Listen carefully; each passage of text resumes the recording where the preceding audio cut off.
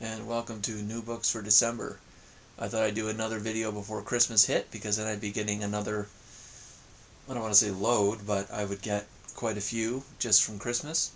I've got quite a few here. It's funny, I kind of thought I had cut back on visiting the bookstore and buying books, but random events occurred in which books were available for purchase, and so I looked through them and picked out the good ones. So I have, I don't know, maybe 20 here. I did split them up into pieces, but there's not enough to make separate videos, so I'm just going to do them all together. So I'm going to start with history, and this one right here is actually from the Mises Institute. I did order some more books from the Mises Institute because they had another, I think it was 15% off sale or something. So here's Conceived in Liberty, Volume 2. This is by Rothbard.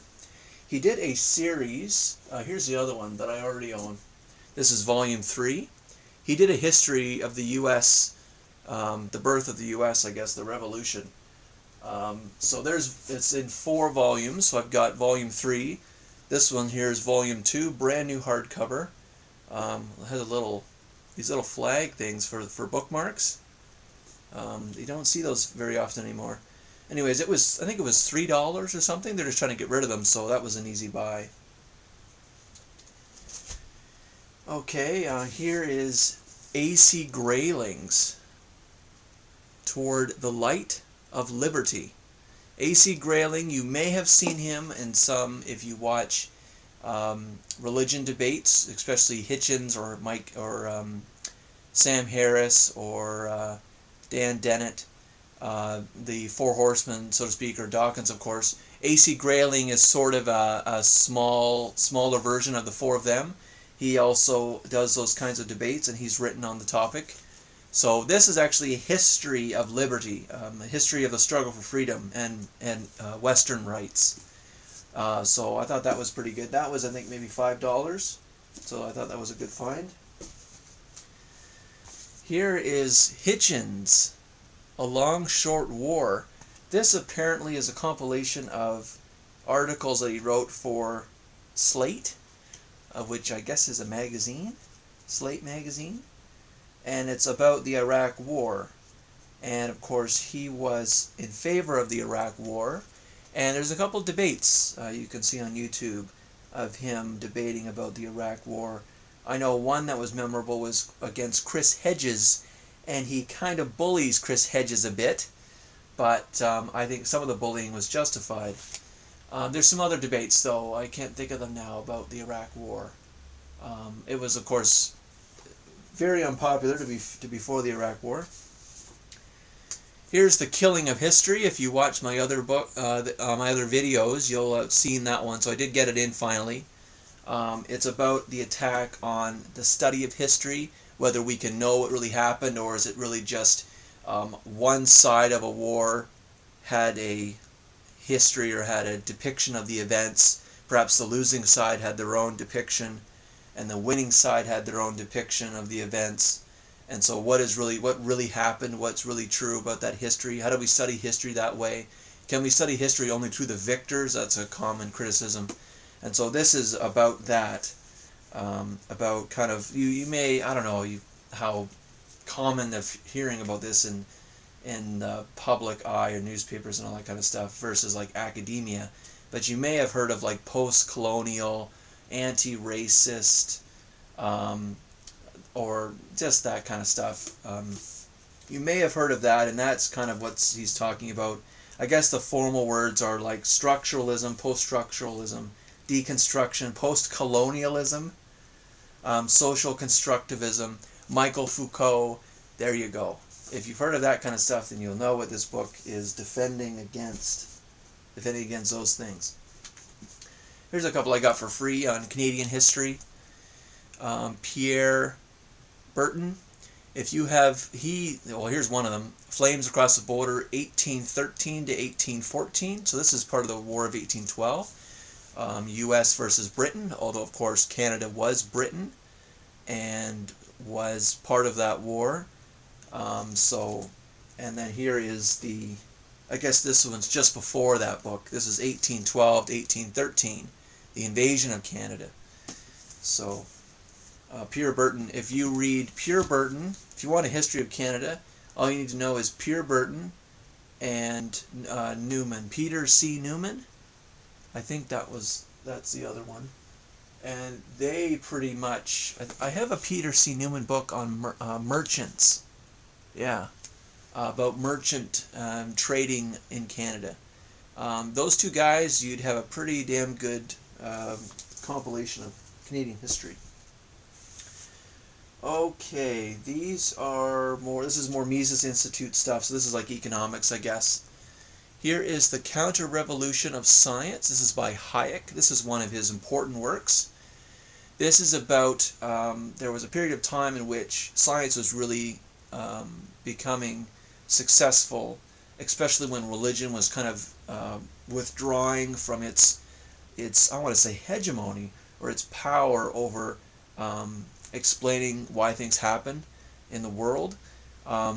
Science started to take over, and it was originally becoming very what's called positivist or reductionist, meaning that it was looking only at like molecules and the physics of everything, including human behavior. And so this is what Hayek was writing about, saying that economics as a social science, even social sciences in general, like psychology for example, cannot be purely positivist, because it assumes that that all living things are merely input-output or behaviorist, or acting in accordance with the kind of feedback they get from the environment, like reflex. All human behaviors are reflexes, that kind of stuff. Some people do study human behavior just like that. That would be behaviorists. That would be like B.F. Skinner. They look at the pigeons. They look at, for example, the salivating dogs, the Pavlovian dogs. You may have heard of that. But there was a counter-revolution which argued that human beings cannot be studied as if they were molecules, because they have choice and they have volition. That's a philosophical argument. It's very interesting. But anyways, there's also empirical data to suggest that human beings are not input-output, that they do consider their environment, consider their options. Sometimes they don't perceive all the options. Sometimes they're not aware of the data or aware of the environment they're in. They're ignorant, for example. And yet they still make a choice based on what's possible, what they can do with their current circumstances. And you see that in economics. So that is a stance. It requires philosophy to argue about those kinds of things. But this is an important work for that movement, social science movement, becoming less positivist. Okay, here's another Mises book, The Economics of Liberty. This is edited by Rockwell. You may have heard of Lew Rockwell. This is edited, meaning that there's tons of authors in here. So Rothbard's in here, Rockwell's in here. I'll just name off the people that I've heard of. Jeffrey Tucker, you maybe not. He's not as popular as the other people. Let's see what else. I think that there's lots in here. There's probably 50, maybe 40 different chapters, about maybe 5-6 pages each, pretty quick. There's Walter Block, you may know of, and I thought there was one more person that I had heard of. I don't know if you know of Sheldon Rickman. I don't, but he's got a few chapters in here. Lawrence Reed. So Pat Buchanan, or no, I think he's an anchor, but I don't think it's the same guy. Anyways, so I got that one too in the order, and I got this little one. I don't know, I'm getting a bit of a glare, so I'm trying to put it up close. The Place of Economics in Learning by Mises. This was $2. It's a little tiny book. It's actually part of what is it called? Human Action? I think it's part of Human Action, chapter something, which I had known I suppose I wouldn't have ordered it, but I thought it was supposed to be about an argument for having economics taught in school, such as high school. But I read a little bit into it, and it isn't going there, so I don't know. I'm a little disappointed, but I haven't finished it, so maybe it gets there. It should get there. A Place of Economics and Learning. It's got to be. It's got to be there. Okay, that was history and economics, I guess. Now let's move to opinion stuff, culture stuff, a little bit of random. Okay, the main reason I did the Mises order was this book. This is the main reason. And it is called... I'm getting a huge glare. Okay, there it is. The Freeman's Library by Henry Hazlitt. You may know Henry Hazlitt from his, what is it called? Easy Lessons in Economics or whatever. 6 Easy Lessons or something like that. His famous book. And if you don't have that book, you should have it. Henry Hazlitt. This book is a collection of, it's a bibliography of history and economics books from, I don't know, I think it's like up to the Cold War, I think. And so I've been going through it. It's all alphabeticalized. It'd be nice if it was indexed. It is not. But it's actually got a lot of great sources in here and a paragraph or 2 on each one. So of Henry Hazlitt just talking about the book and what's in there. And so that's nice for me because if I want to cite something, I can just look in here and go, okay, that's what it's about. I don't have to read the whole thing and I can just cite it. So that's great. That helps. Saves me time. Alright, here's a sort of popular book, The Education of Henry Adams. It's an autobiography. I've heard it's overrated. Oh, there's a bookmark. You know, once in a while when I buy stuff at used bookstores, I get random bookmarks. So I don't know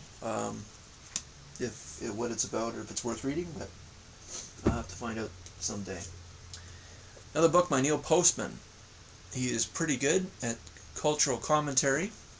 It's called Technopoly? Technopoly. The Surrender of Culture to Technology. So if you have heard of me talk about amusing ourselves to death, this book is going to be similar to that. And if it's by Neil Postman, it's usually pretty good. So that should be a good one. And Alan Bloom, Giants and Dwarves, Essays, 1960-1990. I believe this is just a collection of random stuff that he's written over time.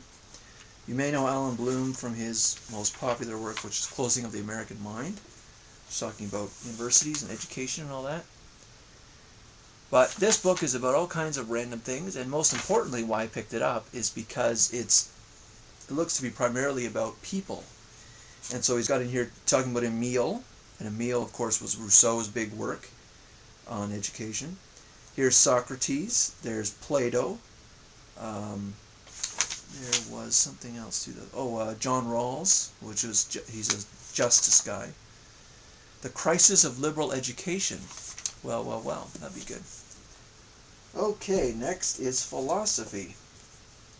Here's The Heart of Philosophy by Jacob Neddleman. So this is actually just a tour of philosophy. I guess I haven't been doing any years. I don't know if people really care about that. This one's 82. I don't think people really care about that. So this is, yeah, like I said, a tour of philosophy. So, yep. Not quite a history. It looks to be commentary. Oh, here's a good find. I'll add this to my religious holy books section. If you watch my previous video, I've got the Bible. Well, who doesn't have a Bible, pretty much, if you're in the West? I found the, I found the Quran, and I found the Mormon Bible, and now I don't know what the hell it's called. Yeah, the Mormon Bible. I can't think of what it's called now. The Quran, and I now have also Scientology. Ron Hubbard, L. Ron Hubbard. I don't know if this is their Bible, but it says the fundamentals of thought. And I was looking at it, and it said, like, if you want to change your mind or want to be introduced to Scientology, and this is the one you should read. So I thought, okay, sure, I'll have it for $2. I'll see what they have to say. But yeah, so I've got that ready to go. If I ever want to see what they're talking about. Let's talk about mental illness and things in there, and aliens, and I don't know. Well, we'll see. Bertrand Russell, Why I Am Not a Christian. Bertrand Russell didn't have this particular book. It's an essay on Christianity, of course, and should be good. There he is. There's the man. Okay, Dreams of a Final Theory by Steven Weinberg. This is about looking for a final theory in physics, just like Einstein. I believe he also is moving towards, though, the positivist of even human affairs. So he is, I remember I was talking about the Hayek's book, so he is certainly on the other side to that. But anyways, that will be good for some perspective. And Weinberg is a prominent physicist. I'm not sure if he's still alive or not. Here's a good find. Consilience, Edward O. Wilson. I read 3/4 of this from the library way back when. It's a pretty good book. It's sort of like Weinberg's book. It's looking to combine the natural sciences and the social sciences into one grand theory again. The subtitle here is The Unity of Knowledge. And so for, what was it, $4, I thought I'd be nice to have a copy for myself. So now I have it. I've got notes on this book. I made annotations. So I do remember it. Where was that? I just saw a little graph, and I think, I don't know what that means. I don't know. All right, now I've got fiction, and I've got science, and I've got psychology ed. I'll just do that one first, science and ed. Here's a fairly popular book, The Brain That Changes Itself. I saw it, I think this was a United Way like book sale thing, and they were doing 50 cents. Here's a receipt.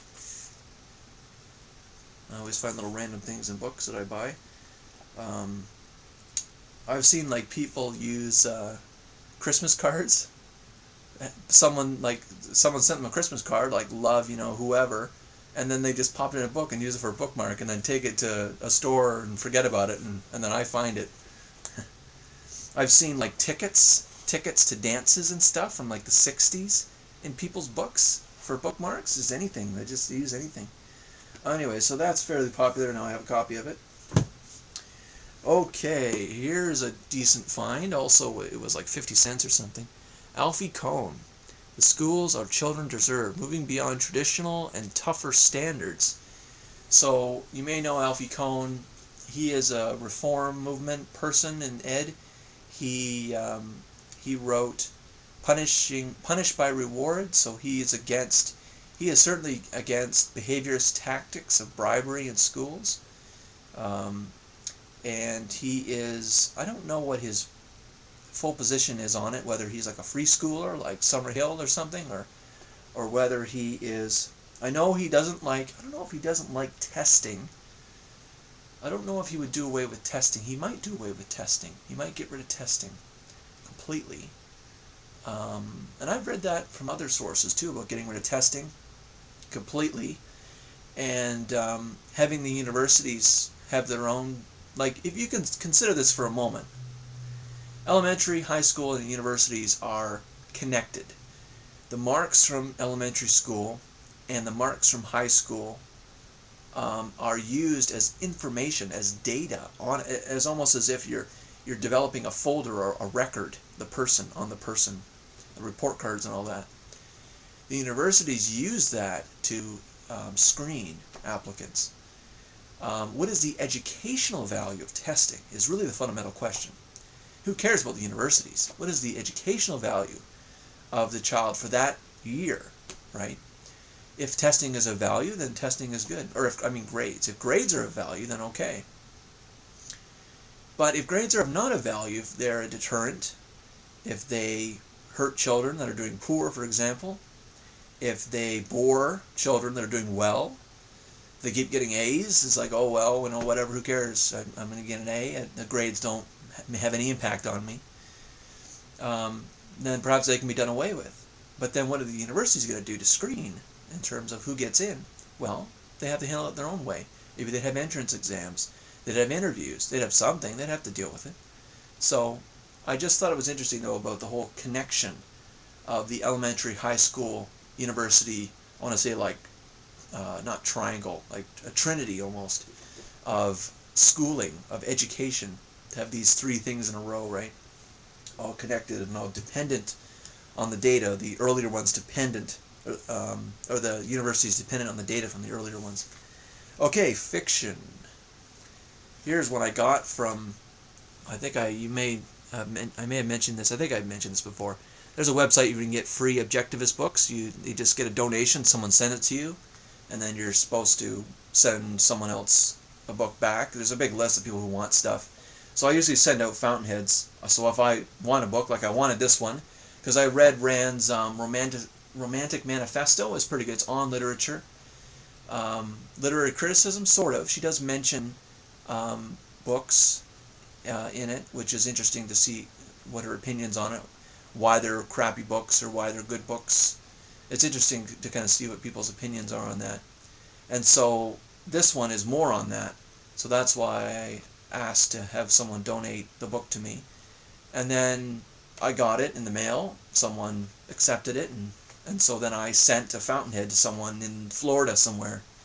So this is a good one. I'm about a quarter of the way through. She now goes more specifically through the creation of literature, like a literature as an art form, theme and plot, and the climax, and developing a plot. And I thought it might be interesting, and it is interesting so far.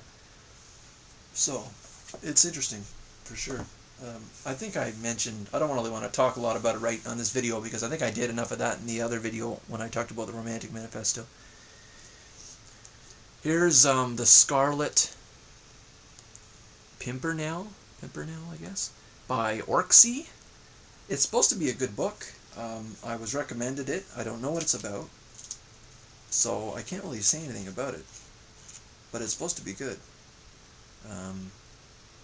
So yeah, that's all I can say.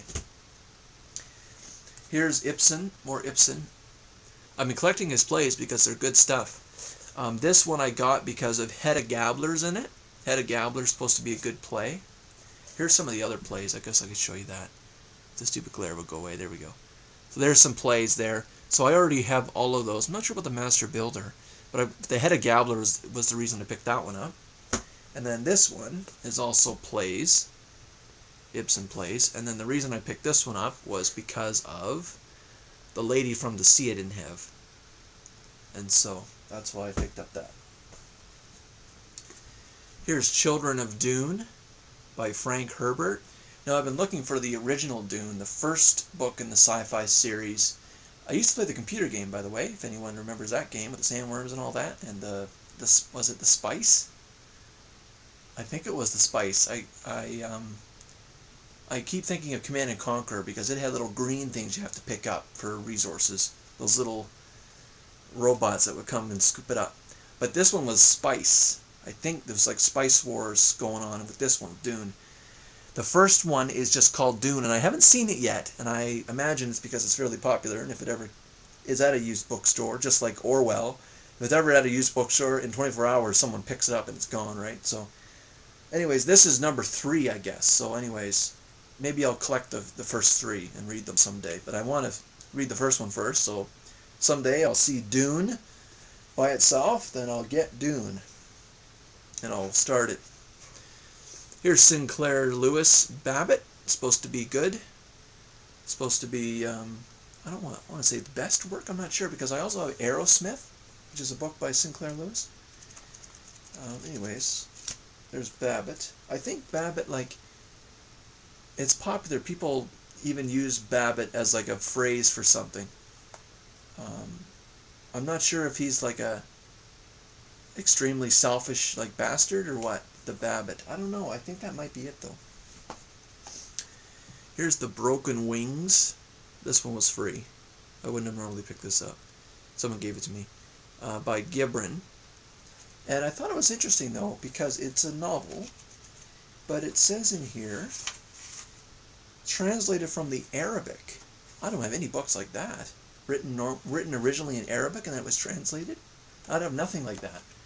I'm supposed to get some, there's supposed to be some really good Japanese literature that's translated. Originally written in Japanese and then gets translated. There's supposed to be some good stuff there too, maybe even poetry, I don't know. But okay, I think this is the last one for now of new books that I own. Here's the short novels of John Steinbeck, and the one that you probably have heard of is Of Mice and Men. Whoops, I'm covering some of the other little blobs here. So that's what's in this. Of Mice and Men is the popular one, though, in the corner there. So that's always nice to have big compilations like that. You recall seeing probably my big ones on H.G. Wells, sci-fi, and Jules Verne. There's still books I'm looking for. There's always classics I'm looking for. For example, I don't have 1984 by Orwell. Another one that comes to mind is Lord of the Flies. I've been looking for, don't have that. Clockwork Orange, don't have that one. Handmaid's Tale, Margaret Atwood, don't have it. I haven't seen it in the used bookstore yet. So, but I'm still collecting them. There's still classics that I'm looking for. I've stopped fishing for random stuff. I've got enough of that, I think. But there's all kinds of classics that are still worth getting, and I still look for every now and then. All right, that's enough for this. Will be middle of December, new books. I'll do another one of these probably in mid-January because I'll have a Christmas load to show you. So leave any comments if you've read any of these books, or if there's any you recommend to me.